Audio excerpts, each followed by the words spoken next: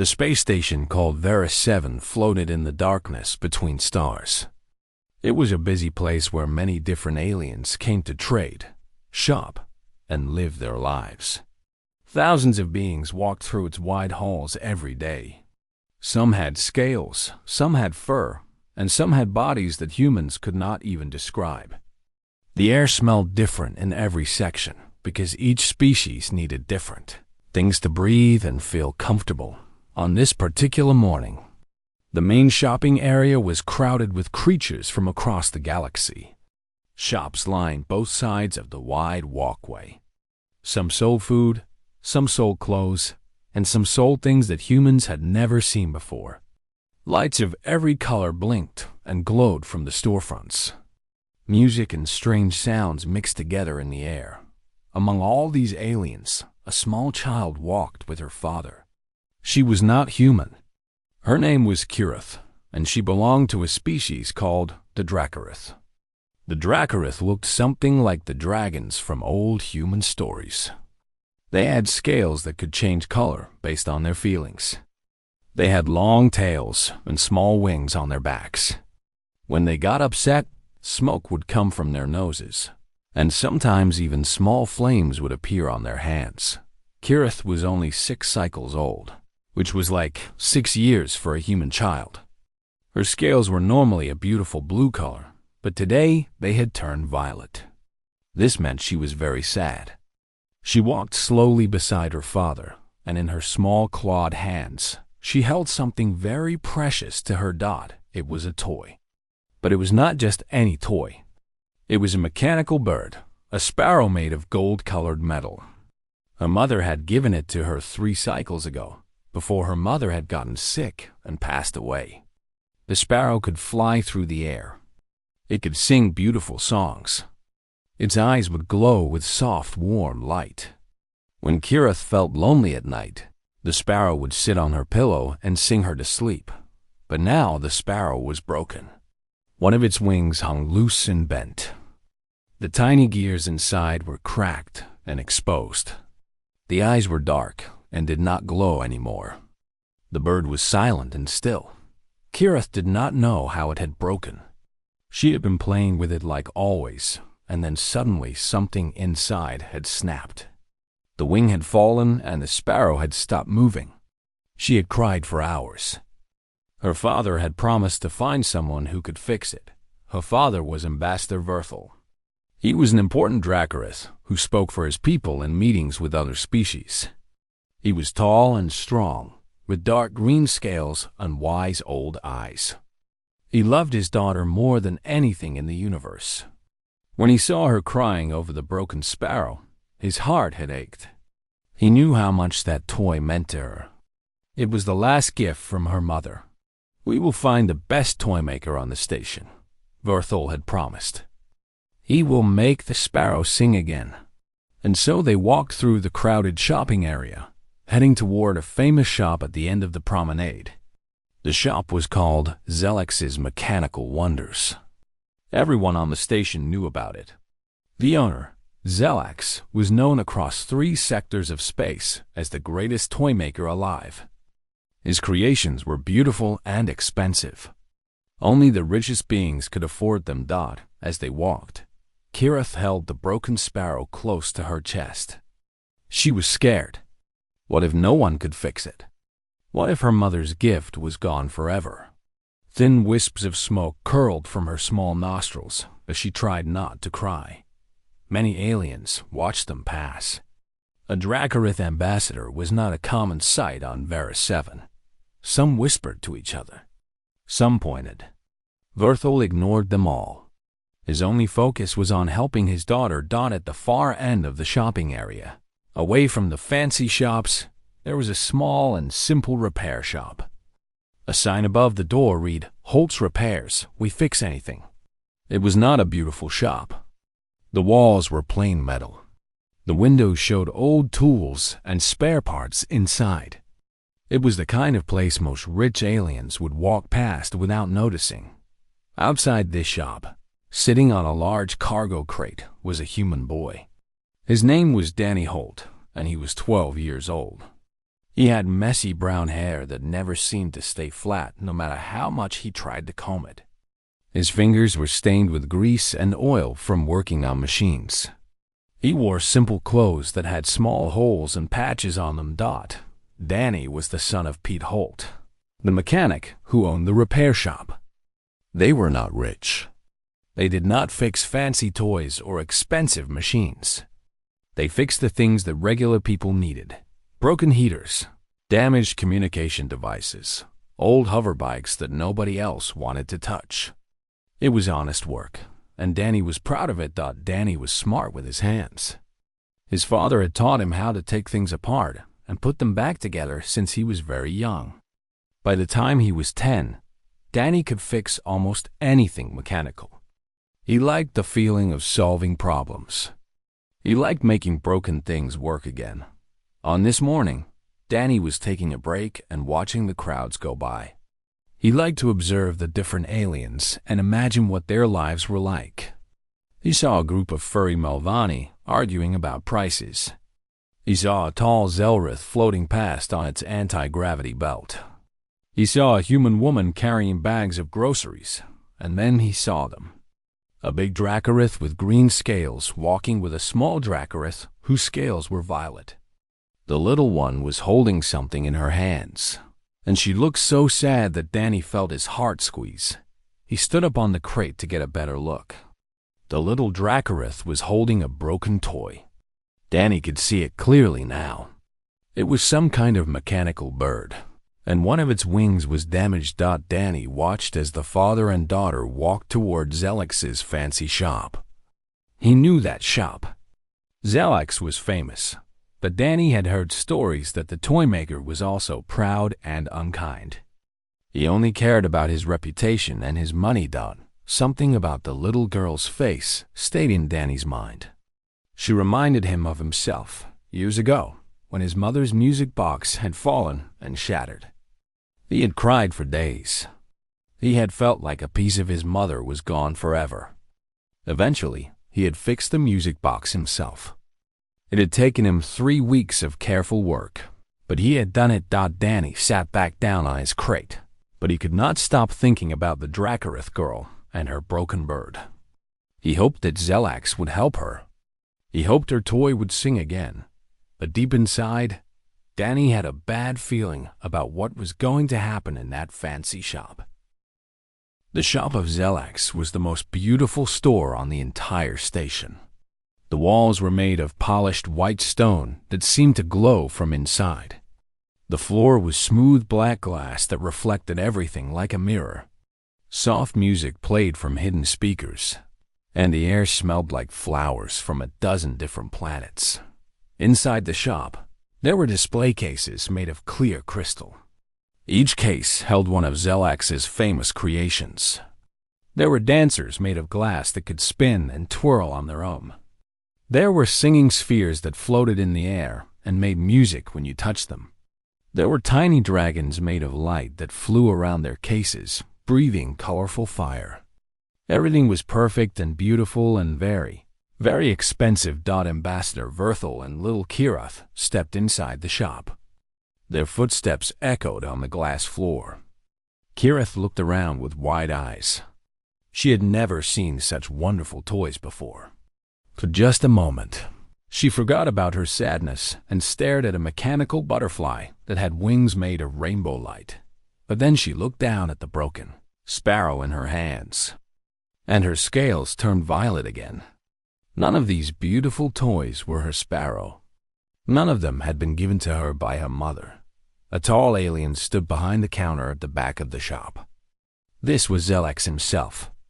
He was a Vethian, a species that looked somewhat like an insect standing upright. He had 4 thin arms and a long, narrow head. His eyes were large and black, and they seemed to look at everything with judgment. He wore expensive robes made of shimmering fabric. Zelex was counting coins when he heard the door open. He looked up and saw the Dracarith ambassador and the small child. His mandibles, the mouthparts on his face, clicked together in a way that might have been a smile. "Welcome, welcome to my humble shop," Zelex said. His voice was high and thin. Ambassador Volo, is it not? I am honored by your presence. How may I serve you today? Perhaps a gift for your lovely daughter? I have just received a new collection of singing crystals from the Andromeda sector. Verthol shook his great head. Thank you, but we are not here to buy. We need your help with something else. He gently placed his clawed hand on Kirith's shoulder. My daughter's toy is broken. It was a gift from her late mother. We were hoping you could repair it. Kirith stepped forward and held up the broken sparrow. The light from the shop made the damaged wing look even worse. Gears and tiny parts hung loose. The bird looked sad and lifeless in her small hands. Please, Kirith said in her small voice. Can you make my sparrow sing again? Zelax leaned forward and looked at the toy. His large black eyes studied it for only a few seconds. Then his mandibles clicked in a very different way. This was not a smile. This was disgust. What is this? Zelax asked. His voice had become cold. This is Kethmari work. Old, outdated, primitive Kethmari craftsmanship. The Kethmari stopped making toys like this 50 cycles ago because their methods were so inferior. Verthol's neck ridges, the flaps of skin along his neck, began to rise. This was a sign of anger in Dracarith, but he kept his voice calm and polite. The toy has great sentimental value to my daughter. Can you repair it? Zelax made a sound like laughter, but there was no kindness in it. Repair it? You want me to repair this? This garbage? He waved all 4 of his arms in dismissal. I am Zelax. I am the greatest toy maker in 3 sectors. My creations are sold to kings and queens and presidents. I do not waste my time on broken junk made by inferior craftsmen. Kirith's eyes filled with tears. Her scales began to flash between violet and a deep red color. Small wisps of smoke came from her nostrils. But sir, Verthol said, and now his voice was harder, this toy was my wife's last gift to our daughter before she died. It means everything to this child. Surely you can understand. I understand that you are asking me to damage my reputation, Zelax interrupted. He did not seem to care that he was being rude to an ambassador. If word spread that I had worked on such primitive machinery, my name would be ruined. Other clients would think I had lost my skills. No, absolutely not. He pointed one thin arm toward the display cases. If you want to make your daughter happy, buy her something from my collection. I will give you a small discount, since you are an ambassador. Perhaps the Crystal Dancer? Or the Light Dragon? These are toys worthy of a Dracarith child. Not that broken thing in her hands. Kirith looked at the beautiful toys in the cases. They were amazing. They were perfect. But they were not her sparrow. They had not been held by her mother. They did not carry her mother's love inside them. I don't want those, she whispered. I want my sparrow. I want Mama's sparrow. Her voice broke on the last word, and she began to cry. The tears that fell from her eyes were hot, almost like steam. Small flames flickered on her palms, a reaction she could not control.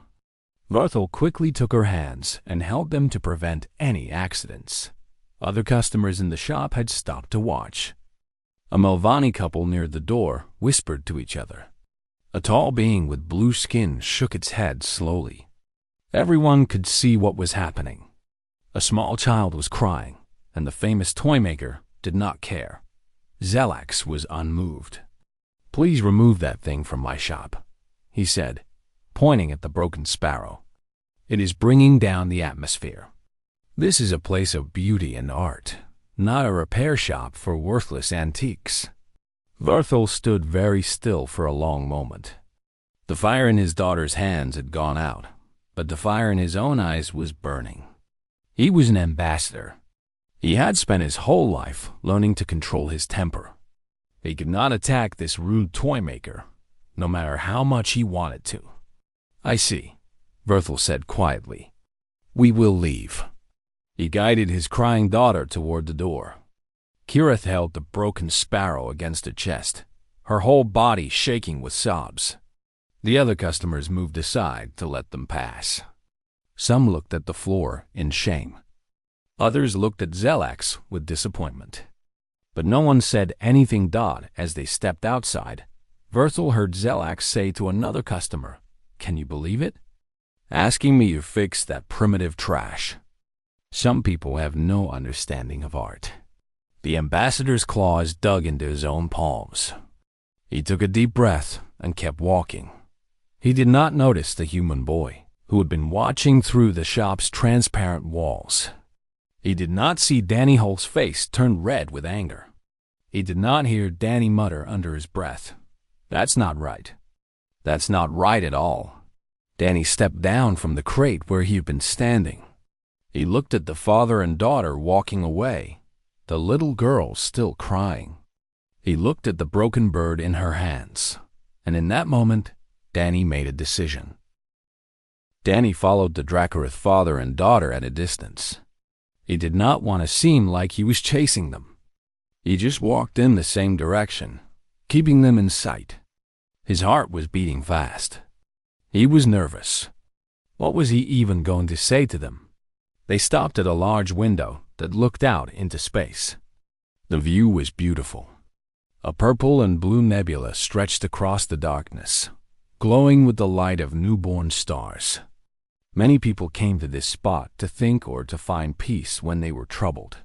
Kirith had stopped crying, but she still held the broken sparrow tight against her chest.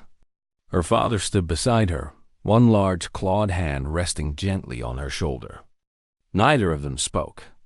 They just looked out at the stars. Danny took a deep breath and walked toward them. His hands were sweating. He wiped them on his pants, leaving faint grease marks on the fabric. He stopped a few steps away from the ambassador, keeping a respectful distance. He had learned a little bit about Dracarith customs from his father. He knew that younger beings were supposed to wait for elders to notice them first, but the ambassador seemed lost in thought. After a long moment, Danny cleared his throat softly. Verthel turned his great head and looked down at the human boy. His eyes were old and tired. He had probably been expecting another curious alien wanting to stare at the crying child. But something in Danny's expression made him pause. "Yes, young one?"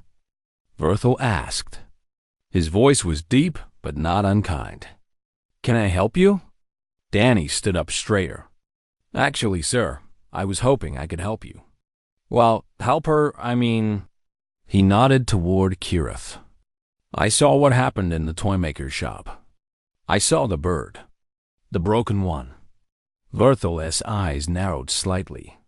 He was a diplomat, trained to read the intentions of others. He studied Danny carefully. The boy was young, clearly not wealthy. His clothes were worn. His fingers were dirty with machine grease. He did not look like someone who could help with anything. "You saw," Verthel said slowly. "And what of it?" "I'm not a Toymaker," Danny said quickly. "I'm nothing special. But my dad is a mechanic, and he taught me how to fix things. I've been working with machines since I was little. I can fix hoverbikes and heaters and communication devices and all kinds of stuff." He paused and looked at the broken sparrow in Kirith's hands. The little girl had turned to look at him now. Her golden eyes were wide and curious. Smoke still curled gently from her nostrils. "I don't know if I can fix the sparrow," Danny admitted honestly. "I've never seen anything like it before. It's alien technology. But I'd like to try, if you'd let me." Verthel was quiet for a long moment.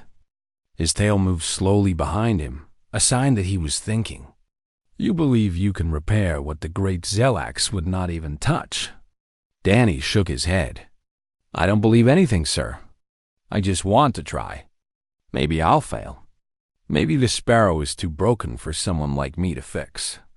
But I don't think it's right to give up without trying. That Toymaker didn't even try. He just said no because he thought he was too important. That's not how fixing things works. Kirith took a small step forward.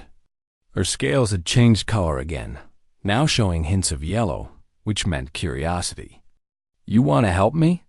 she asked. Her voice was soft and uncertain. "But you don't even know me."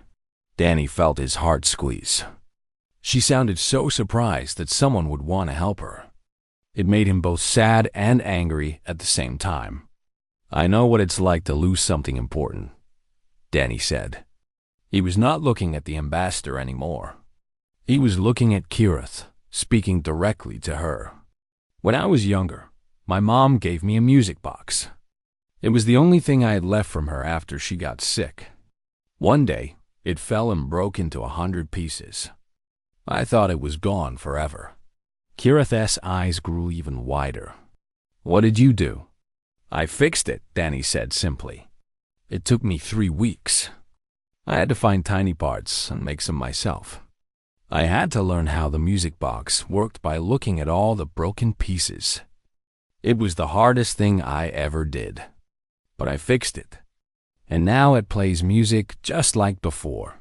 He held out his hands, palms up, showing his grease-stained fingers. "These hands fixed that music box. Maybe they can fix your sparrow too. I won't know until I try." Lothar watched the exchange between the two children. He saw something change in his daughter's face. For the first time since the sparrow had broken, she did not look completely hopeless. There was a tiny spark of something in her eyes. Was it hope? "Father," Kirith said, looking up at him. "Can we let him try, please?" The ambassador thought about it. Humans were a young species in the galaxy. They had only been traveling among the stars for about 100 years. Many other species looked down on them. Humans were considered primitive by most standards. They did not have advanced technology. They were mostly used for simple labor and military service. But Verthel was a wise being. He had lived for many cycles and had met many different kinds of people. He knew that worth could not be measured by technology or wealth. Sometimes the most valuable things came from unexpected places, and this human boy had something that the famous Zelax did not have.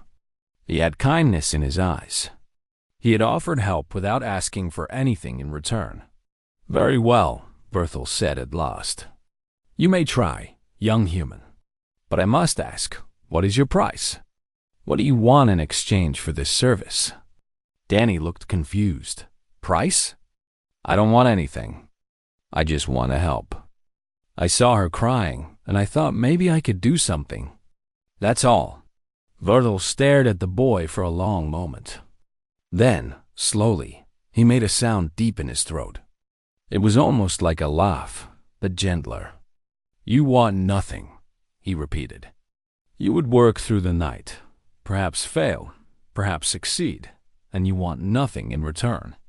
"I guess I want to see her smile," Danny said. He felt his face getting hot. He was embarrassed. She just looked so sad. I don't like seeing kids sad. Kirith stepped forward and held out the broken sparrow.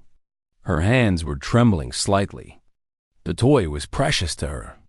Giving it to a stranger, even for a short time, was hard. "Please be careful with it," she whispered. "It's the only thing I have left from my mama." Danny took the sparrow with gentle hands. He held it like it was the most valuable thing in the universe, because to this little girl, it was. He looked at the broken wing, at the exposed gears, at the dark eyes that no longer glowed. "I'll be careful," he promised. "I'll bring it back tomorrow. I'll do my best, okay? I can't promise I'll fix it, but I promise I'll try as hard as I can." Kirith nodded. A single tear rolled down her scaled cheek, but this time it was not a tear of sadness. It was something else. Something like hope. Verthel placed his clawed hand on Danny's shoulder. The touch was surprisingly gentle for such a large and powerful creature. "Thank you, young human," the ambassador said. "Whatever happens, thank you for trying when others would not." Danny held the sparrow carefully against his chest and began walking back toward his father's repair shop. He had a lot of work ahead of him.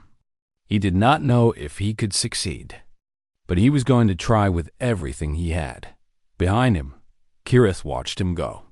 For the first time in days, her scale showed a hint of pale blue. It was a small change, but it was there. She was starting to hope again. Danny sat at his workbench in the back of his father's repair shop. The sparrow lay before him on a soft cloth, its broken wing hanging at a sad angle. The shop was quiet now. Most of the station had gone to sleep. Only the hum of machines and the distant sound of the station's life support systems kept Danny company. His father, Pete Holt, had come in earlier to check on him. Pete was a big man with kind eyes and rough hands that had fixed 10,000 machines in his lifetime. He had looked at the sparrow, looked at his son, and nodded slowly. "Kethmari work," Pete had said, recognizing the craftsmanship. "Old style. Haven't seen one of these in years." "It won't be easy, son." "I know, Dad," Danny had replied. "But I have to try." Pete had smiled then, a proud smile that made Danny feel warm inside. "I know you do. That's why I raised you right." He had left a thermos of coffee and a sandwich on the workbench. "Don't stay up too late. But if you do, at least eat something." Now it was past midnight, and Danny had barely touched the sandwich. He was too focused on the sparrow. He had started by studying the bird very carefully. He used a magnifying glass to look at every tiny part. He made drawings on paper, mapping out how all the pieces connected to each other. The more he looked, the more amazed he became. The sparrow was like nothing he had ever seen before. Human machines used electricity and circuits made of metal and plastic. But this Kethmari toy was completely different. The gears were made of some kind of crystalline material that seemed to glow faintly in certain lights. The wires were not really wires at all. They looked more like thin threads of liquid metal that moved slightly when he touched them. And in the center of the sparrow's chest, there was a small crystal that Danny guessed was the power source.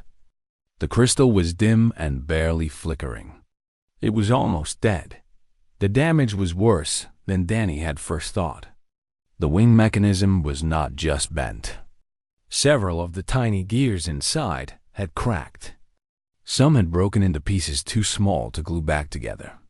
The main shaft that controlled the wing movement was twisted, and the connections between the wing and the main body had been pulled loose.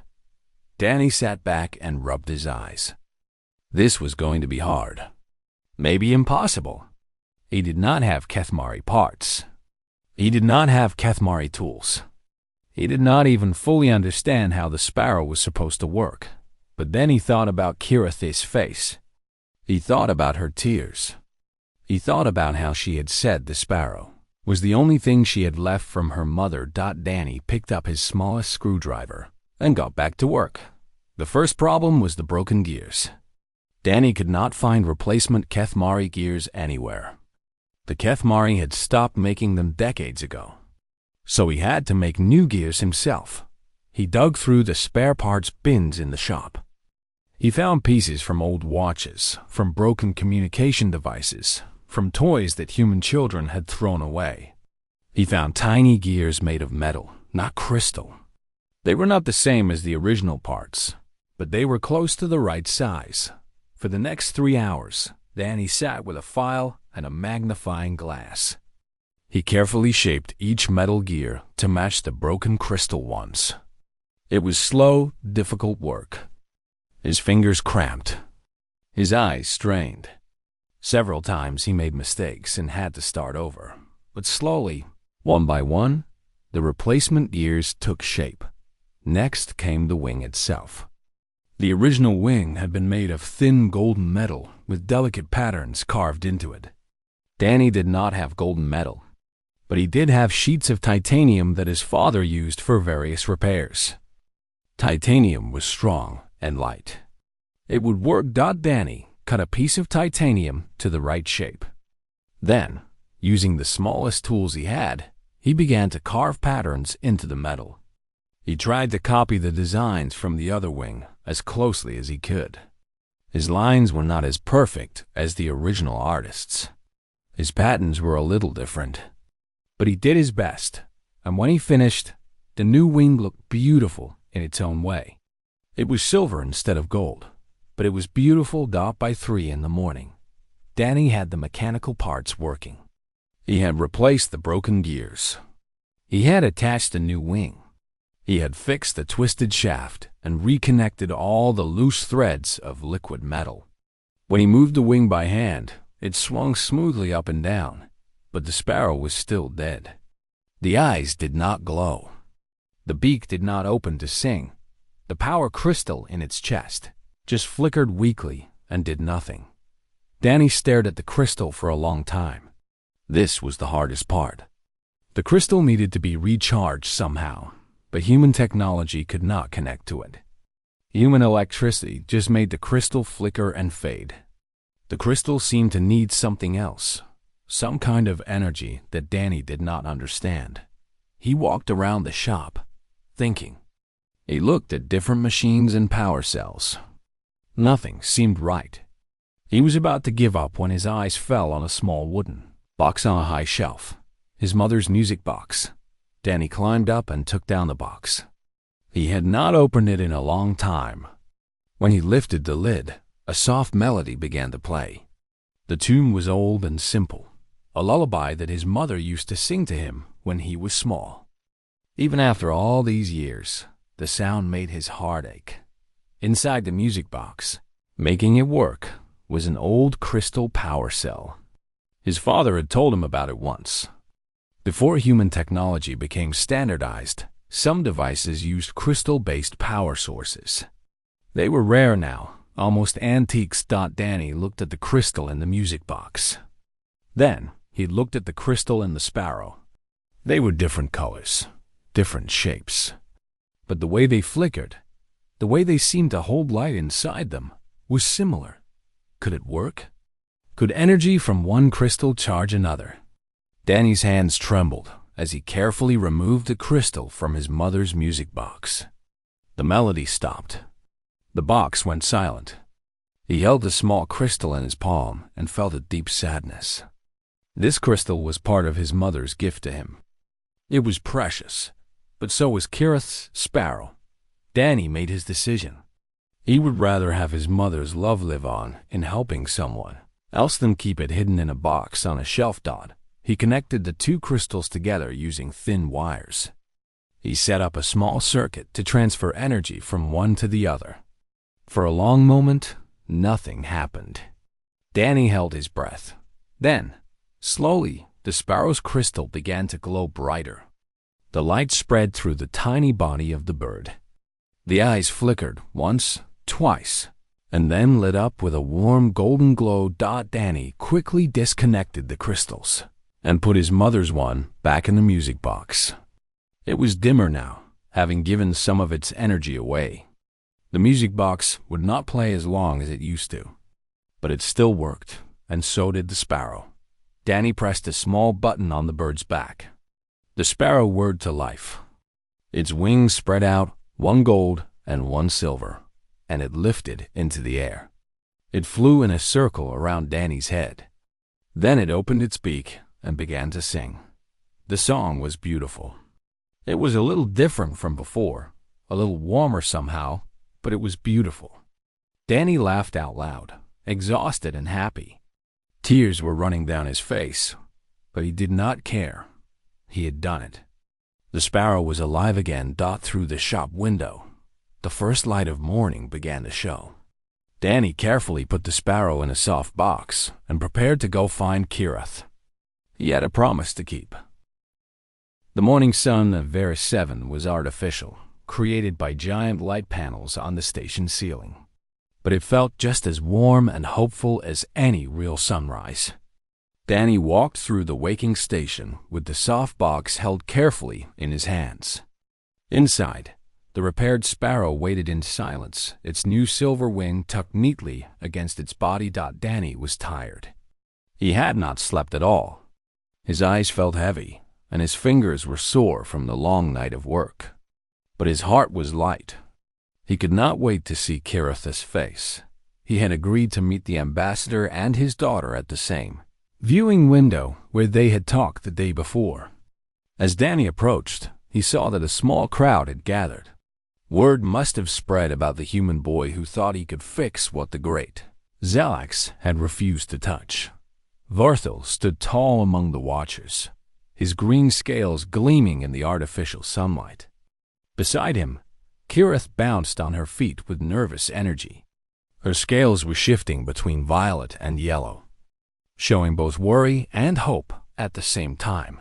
And there, standing to one side with his arms crossed and his mandibles clicking with amusement, was Zelax himself. The famous Toymaker had come to watch the human boy fail. His large black eyes seemed to shine with mean pleasure. "Ah, here comes the young mechanic," Zelax announced loudly so everyone could hear. "Let us all see what wonderful work he has done with his primitive human hands. I am sure it will be most entertaining." Some aliens in the crowd laughed. Others looked uncomfortable. Danny felt his face grow hot with embarrassment and anger. But he kept walking forward. He had not come here to fight with Zelax.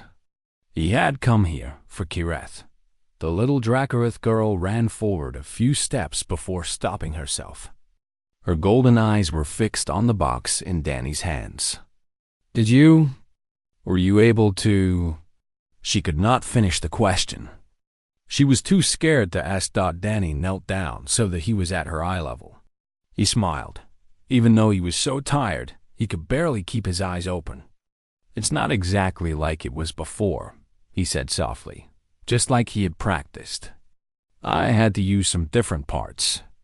I had to change some things.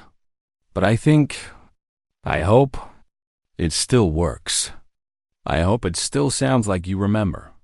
He held out the box to her. Kirith's claws trembled as she took it.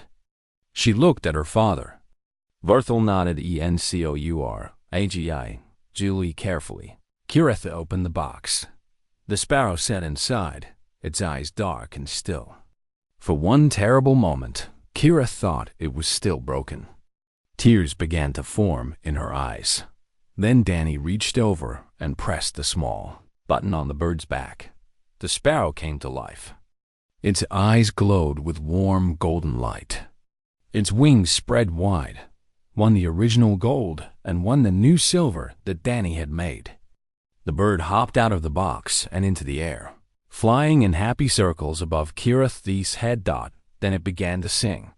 The melody filled the viewing area. It was the same song that Kirith remembered, the lullaby that had helped her sleep for so many nights. But there was something new in it too. The tune had a warmth that seemed different, deeper somehow. It was as if the sparrow was singing with two hearts now instead of one. Kirith burst into tears. But these were not tears of sadness. These were tears of pure, overwhelming joy. She laughed and cried at the same time as the sparrow flew down and landed on her shoulder, nuzzling its small metal head against her cheek. "It sings," she cried out. "Papa, it sings. It's alive again." The crowd around them had fallen completely silent. Some aliens were staring with their mouths open. Others had tears in their own eyes. Even species that usually did not show emotion seemed moved by what they were seeing. Varthel stepped forward and looked closely at the repaired sparrow.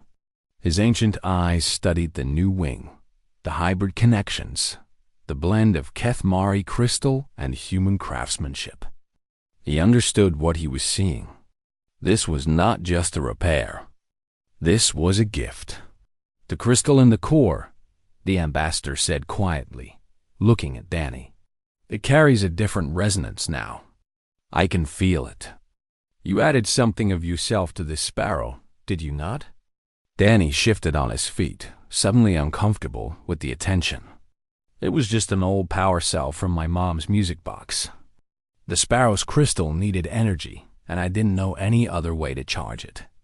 It's no big deal." But Varthel shook his great head. "It is a very big deal, young human. That power cell was precious to you. It was a piece of your mother's love that you carried with you, and you gave it away to help a stranger's child. Danny did not know what to say. He looked at the ground and shrugged his tired shoulders. Zelax pushed his way through the crowd, his mandibles clicking with anger and embarrassment. "This is absurd," he declared. "Look at that wing. It does not even match. The silver is completely wrong against the gold. The craftsmanship is crude and ugly. This repair is an insult to the original design." Several aliens in the crowd frowned at Zelax. A Melvani woman muttered something under her breath. A tall being with blue skin turned away from the Toymaker in disgust. Verthel raised himself to his full height, which was very tall indeed. His scales darkened to the deep green of authority and power. When he spoke, his voice carried across the entire viewing area like thunder. "The aesthetics," the ambassador said slowly, "are beautiful. My daughter's treasure has been restored by someone who understood what truly mattered. Not reputation, not profit, not artistic pride." He looked directly at Zelax with eyes like cold fire. Compassion, love, the willingness to give of oneself for another. Zelax stepped back, his forearms falling to his sides. For the first time, the famous Toymaker had nothing to say. Verthel turned to address the gathered crowd. His voice rang out like a bell. "Let it be known throughout this station. Let it be spoken of across the sectors. When the great Zelax refused a grieving child, a human mechanic's son stepped forward. He asked for nothing in return. He worked through the night. He gave a piece of his own mother's memory to heal what was broken. He placed his clawed hand on Danny's shoulder, just as he had done the day before. But this time, his grip was firm with pride and respect. This is what humans do. This is who they are. They are young among the stars. They are not the most advanced or the most powerful. But they have something that many older species have forgotten. They have heart. And that is why they will go far among the stars. That is why they will be great." The crowd began to murmur. Some aliens nodded in agreement. Others looked at Danny with new eyes, seeing him not as a primitive young species, but as something more. Pete Holt had arrived during his son's moment of triumph. He stood at the edge of the crowd, grinning so wide that his face hurt. He had never been more proud of anything in his entire life. Kira threw her arms around Danny and hugged him tightly. Her scales were warm against his skin, almost hot. The sparrow flew in happy circles above their heads, singing its beautiful blended song. "Thank you," Kirith whispered. "Thank you, thank you, thank you. You are my friend now, forever and ever." Danny hugged her back, too tired and happy to say anything. As the crowd slowly scattered, many aliens stopped by Holt's repairs to look at the small shop with new respect. Some made notes of the location. Some promised to come back when they needed something fixed. The little repair shop would not be ignored anymore. Varthel kept his hand on Danny's shoulder for a long moment before speaking again. "You have made a friend of the Dracarith people today, young one. We do not forget kindness. We do not forget courage. And we do not forget those who help our children." Danny nodded, not trusting his voice to work properly. He was so tired he was almost falling over. The ambassador smiled, a rare and wonderful sight on such a fierce face. "Go rest now, young mechanic. You have earned it. And know that wherever you go in this galaxy, the Dracarith will remember what you did today." Danny walked back toward the repair shop, his father's arm around his shoulders. Behind them, Kirith skipped and laughed, the silver and gold sparrow flying loops around her head. The song of the sparrow echoed through the station, carrying with it the love of two mothers and the kindness of a boy who had simply wanted to help. Some things, Danny thought as his eyes grew heavy, are worth fixing. No matter what anyone says, he fell asleep before he even reached his bed, a small smile on his face. The last thing he heard was the distant song of a mechanical bird. singing with a new voice that was part alien and part human. And somehow, that made it even more beautiful than before.